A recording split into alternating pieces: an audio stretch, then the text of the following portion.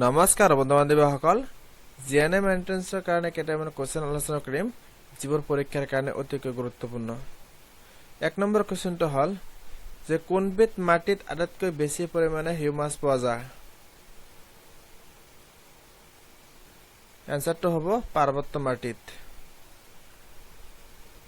2 number কোৱেশ্চনটো হ'ল উদ্ভিদৰ বৃদ্ধিৰ বাবে আৱশ্যকীয় উৎকৃষ্ট মাটিবিধ হ'ল এনসাৰটো হ'ব লম। 3 নম্বৰ কোৱেশ্চনটো হ'ল যে মাটিৰ উপাদানবোৰ হ'ল অপচনবিলাক চাই ল'ব এনসাৰটো হ'ব আটাইকেইটা শুদ্ধ। 4 নম্বৰ কোৱেশ্চনটো হ'ল যে কিহৰ উপস্থিতিৰ বাবে মাটিৰ বৰণ ৰঙা হয়? এনসাৰটো হ'ব আইৰণ। 5 নম্বৰ কোৱেশ্চনটো হ'ল যে ক্ষাৰকীয় মাটিৰ pH ৰ মান হ'ল এনসাৰটো হ'ব 9.5। 6 নম্বৰ কোৱেশ্চনটো হ'ল দহনত সহায়কাৰী বায়ুৰ উপাদান হ'ল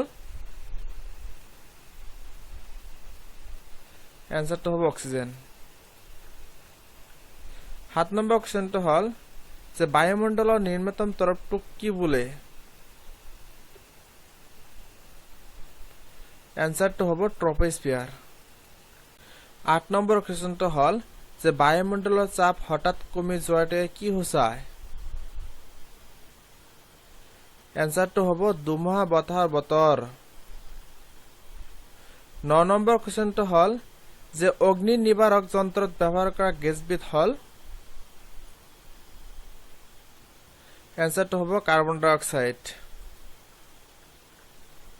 10 নম্বৰ কোৱেশ্চনটো হ'ল যে আটাইতকৈ বিষাক্ত গেছবিধ হ'ল এনসাৰটো হ'ব কাৰ্বন মনোক্সাইড। 11 নম্বৰ কোৱেশ্চনটো হ'ল যে পৰমাণু নিউক্লিয়াছত কি থাকে? এনসাৰটো হ'ব নিউট্ৰন আৰু প্ৰটন। 12 নম্বৰ কোৱেশ্চনটো হ'ল যে n খোলাত থাকিব পৰা ইলেক্ট্ৰনৰ অধিকতম সংখ্যা কিমান? এনসাৰটো হ'ব 32। 13 নম্বৰ কোৱেশ্চনটো হ'ল যে নিউটন আৱিষ্কাৰ কৰা বিজ্ঞানীজনৰ নাম কি? এনসাৰটো হ'ব চেডউইক। 14 নম্বৰ কোৱেশ্চনটো হ'ল এক্স-ৰে বা ৰঞ্জন ৰশ্মিবোৰ কি? এনসাৰটো হ'ব আদানবিহীন। 15 নম্বৰ কোৱেশ্চনটো হ'ল যে পৰমাণুৰ কোনটো উপাদান কণিকাই পৰমাণুৰ আকাৰ নিৰ্ণয় কৰে? এনসাৰটো হ'ব ইলেক্ট্ৰন।